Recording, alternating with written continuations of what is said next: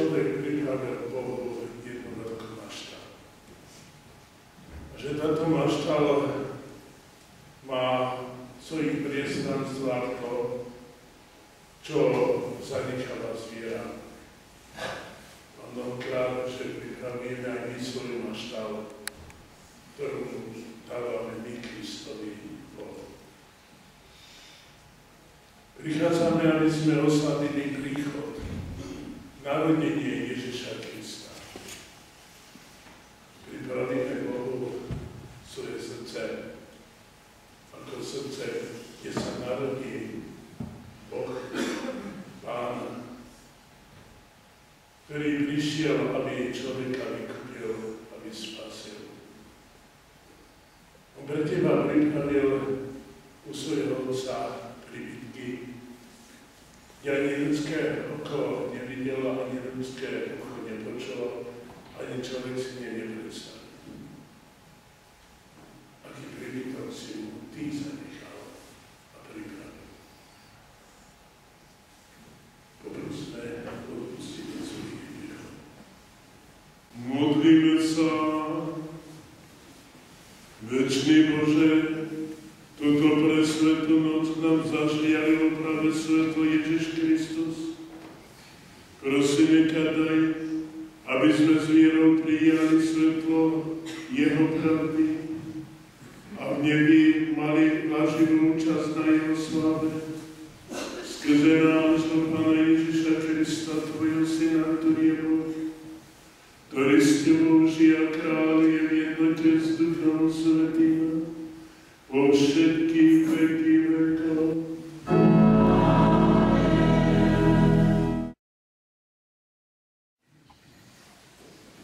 Ľud, čo kráča do tma, uzrie veľké svetlo.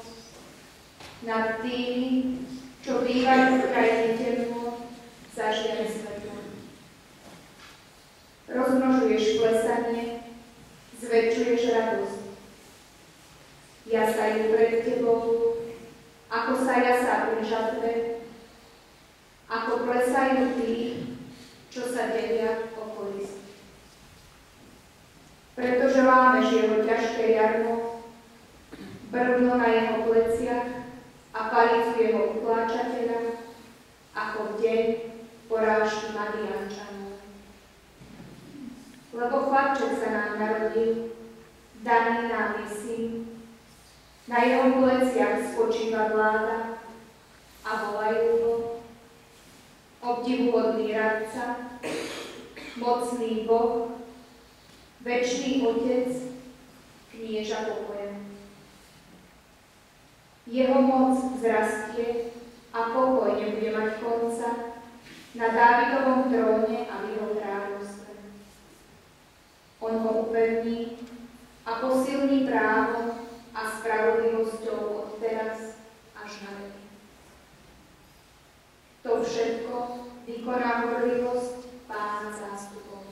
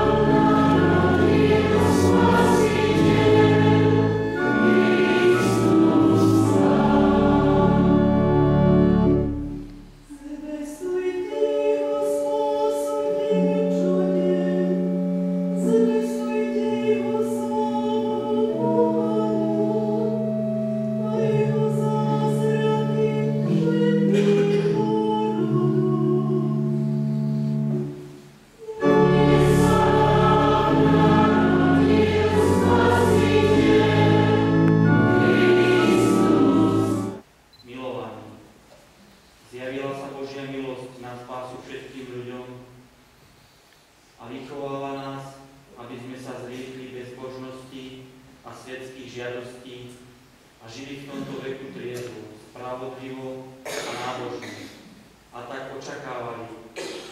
oslávenú nádej a príchod slávy veľkého Boha a nášho Spasiteľa Ježiša Krista, ktorý vydal za nás seba samého, aby nás vykúpil z každej neprávosti a očistil si vlastný ľud, horlivý v dobrých skutkoch. Počuli sme Božie slovo. Zvestujem vám veľkú radosť. Dnes sa nám narodil Spasiteľ, Kristus Pán.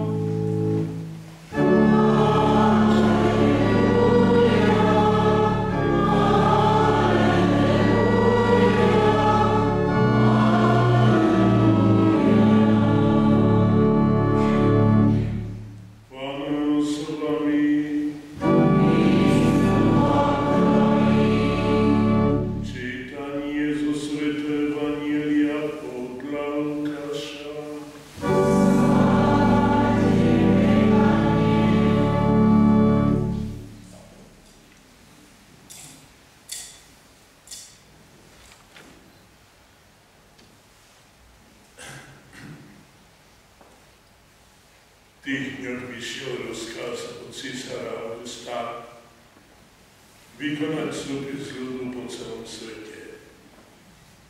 Ten prvý súpis sa konal, keď Sýriu spravoval Quirinius a všetci šli dať sa zapísať, každý do svojho mesta.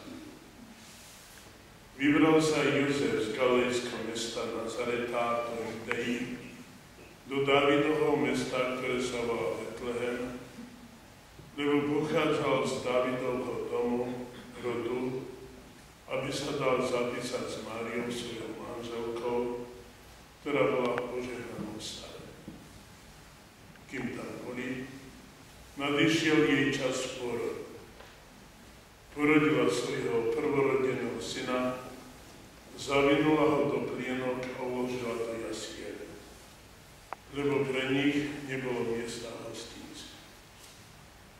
V tom istom kraji boli pastieri, ktorí v noci bdeli a strážili svoje stádo. Tu zastal pri nich Pánov anjel a ožiarila ich Pánová sláva. Zmocnil sa ich veľký strach, ale anjel im povedal: nebojte sa. Zvestujem vám veľkú radosť, ktorá bude patriť všetkému ľudu. Dnes sa vám v Dávidovom meste narodil Spasiteľ Kristus Pán. A toto vám bude znamením. Nájdete dieťatko zavinuté do plienok a uložené v jasliach. A hneď sa k anjelovi pripojilo množstvo nebeských zástupov, zvelebovali Boha a hovorili: sláva Bohu na vysostiach a na zemi pokoj ľuďom dobrej vôle. Počuli sme slovo Pánovo. Chvála Tebe, Kriste.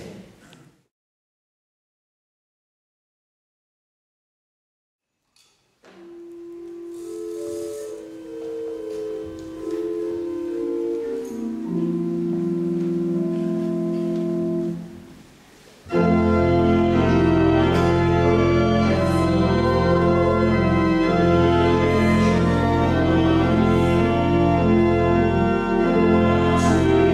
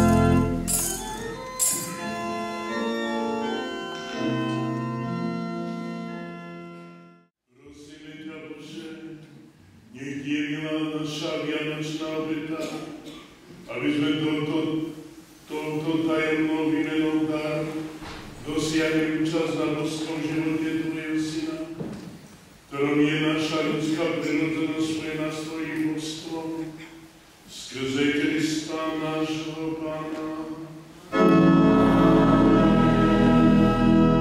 Pána s vami, hore srdcia, vzdávajme vďaky Pánovi Bohu náš. Je to dôstojné a správne. Je naozaj dôstojné a správne, dobré a spasonostné vzdávať vďaky vždy a všade Tebe, Svätý Otče, všemohúci a večný Bože, lebo tajomným vtelením Tvojho slova zažiaril v našej duši nové svetlo Tvojej slávy. Keď takto poznávame Boha viditeľne, nech nás On sám strhne k láske veci neviditeľné. Od večer pred svojím múčením vzal chlieb, do svojich svätých a ctihodných rúk pozdvihol oči k nebu, k Tebe, Bohu svojmu všemohúcemu Otcovi, vzdával Ti vďaky a dobrorečil a mal chlieb a dával svojim učeníkom hovoriac: vezmite a jedzte z mňa všetci. Toto je moje telo, ktoré sa obetuje za vás.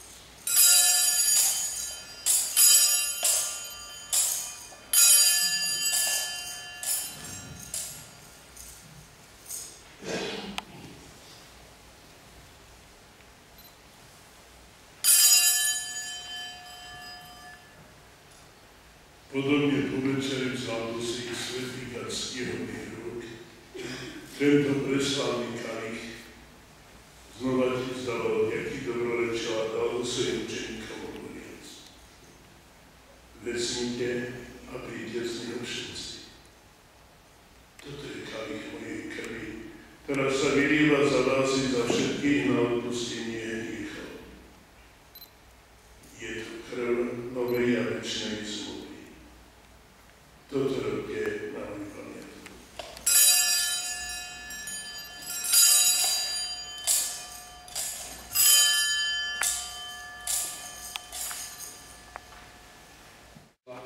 Svojich svätých apoštolov a mučeníkov Jana, Štefana, Mateja, Barnabáša, Ignáca, Alexandra, Marcelina, Petra, Felicity, Perpetu, Agaty, Lucie, Agnesy, Cecília, Anastázia a všetkých Tvojich svätých. Prosíme ťa, príjmi nás do ich spoločenstva, nie pre naše zásluhy, ale pre Tvoje veľké zľutovanie, skrze nášho Pána Ježiša Krista, skrze Neho Ty, Bože, všetky tieto dary stále tvoríš, požehnávaš, oživuješ a nadávaš. Skrze Krista, s Kristom a Kristovi máš Ty, Bože, Otče všemohúci, v jednote s Duchom Svätým všetko úctu a slávu vo všetky veky vekov. Amen. Boh sa stal človekom, aby sme sa my mohli stať Božími deťmi. Preto sa s veľkou dôverou modlíme. Amen.